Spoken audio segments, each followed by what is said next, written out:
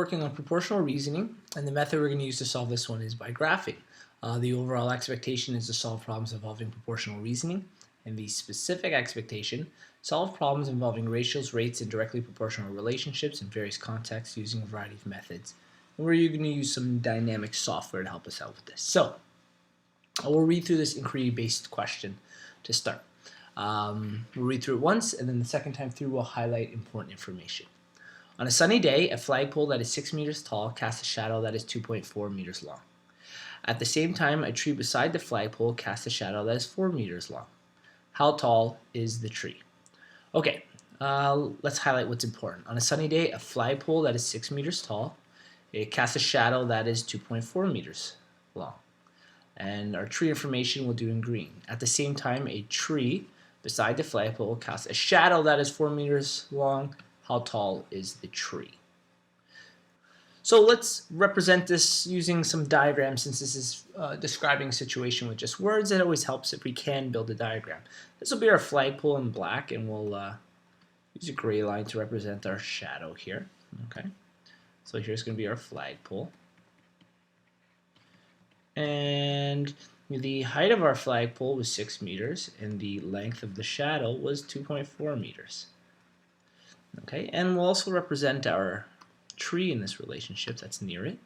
Now the tree was a little taller, and we know that because the shadow of the tree is longer, which by deduction would mean it's probably taller than the flagpole. The shadow was 4 meters on the tree. Okay, and the tree's height is unknown here. Okay, so we want to go by graphing. And since we're using dynamic software, we're going to have to build an equation when graphing this. It'll be very helpful if we know it's directly proportional relationship. And a directly proportional relationship with graphing is when our line goes right through the origin at 0 and 0. Well, what that means is we're going to need to define what's going to be our x and our y in this case. And we can kind of go either way. So because this is a directly proportional relationship, we're looking at using this type of equation. Y is equal to m times x. And m is going to be our rate here. And it depends what we call y and what we call x. We know we have our heights as one of the variables, height of the object. And the other one is the shadow's length as our other variable. Okay? And we can kind of choose which we'd like to call x and which we'd like to call y. Now, if you take a look at this equation, what this equation is saying is one of the variables times some rate gives us another number. Okay? And we could relate that to our tree. Okay? Instead of going into a lot of detail, let's just try to look at what we've drawn here. If I want to do the relationship between the tree, these two are what are called similar triangles. Okay? In similar triangles, they have relationships that are the same between the two of them. And the information we have in our flagpole is I have the shadow length and I have the height of the object. And there's going to be some number, maybe you could call it a rate, that would take me from 2.4 to 6. And then that relationship would be the same in our other triangle since they're similar triangles.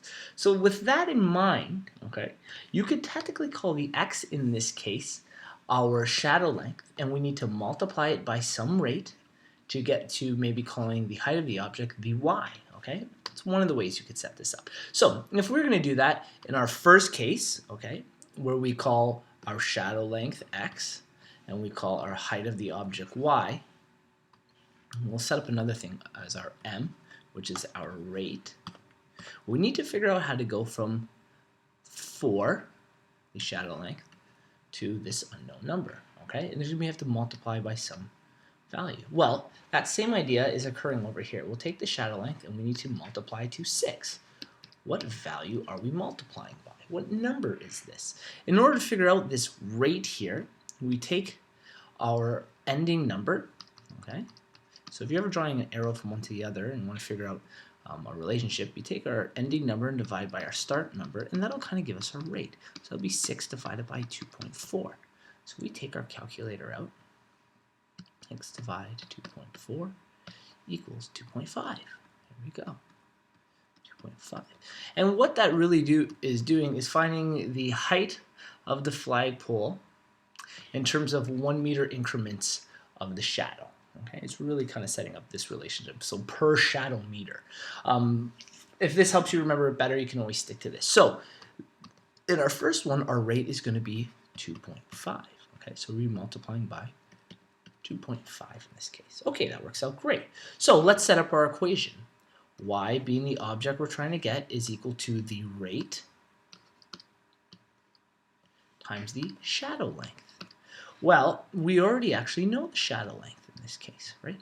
We know the shadow length is 4. So let's keep that in mind. X is equal to 4 in this case. But let's say we messed that up. Not that we messed it up, but we gave variables to different ones. So let's say we actually called the height of the object x, and we call the shadow length, what color haven't I used? Green, blue. We called that y. Well, if we were doing that, okay, that in our relationship here, we have y is equal to our m times our x. So x times some value is equal to y. And in this case, we'd set that up so the height was our x. So this is our height. And here's our shadow. Okay. And what's happening there is we're taking the height and multiplying it by some value to get the shadow length. So the arrow direction is the opposite in this occurrence, okay? Let's use another color here. Maybe we'll use like a blue here. So what we're doing in that case is we're taking the height, multiplying it by some value, okay? So in other words, we're doing the opposite for our other rate, okay? So we're going to build our two equations, and in order to do that, we take the end and divide by the start, just like we talked about, okay? So we'll take our 2.4 and divide by 6, and what rate will that give us? Well, 2.4 divided by 6 will give you 0.4, okay? And really, that's finding out what our shadow length is per meter of flagpole. But again, if this helps you out, use this value. So we get 0.4 as our rate. So we plug that in for our m, and our other equation will read y equals 0. Oops, I wanted that color I'd used not long ago there. There it is. 0.4 and x. Okay, so let's plug these two equations, y equals 2.5x and y equals 0.4x, into our dynamic software. So we have our dynamic software here, y equals 2.5x. Remember, in this case, x was our shadow length. And in our question, our tree had a shadow length of 4. Okay, so I put another equation, x equals 4. And what you could always do is follow this equation up. But essentially where they intersect is our point. So when our shadow length is 4, our height of our tree, our y value, is 10. So it's telling us the height of the tree was 10. Say you would set up the other equation, y equals 0.4. In that case, your x was your unknown, was your height of the tree, and your y was your shadow length. And again, our shadow length was 4, so I say y equals 4, and where they intersect tells me my information. Y being 4 shadow length, x being 10, the height of the tree. So both of them tell us that the height of the tree is a value of 10. It doesn't matter which of these equations you built in this case. Okay. If you'd like to look at other ways on how to solve this question, you can check out our other playlist on proportional reasoning.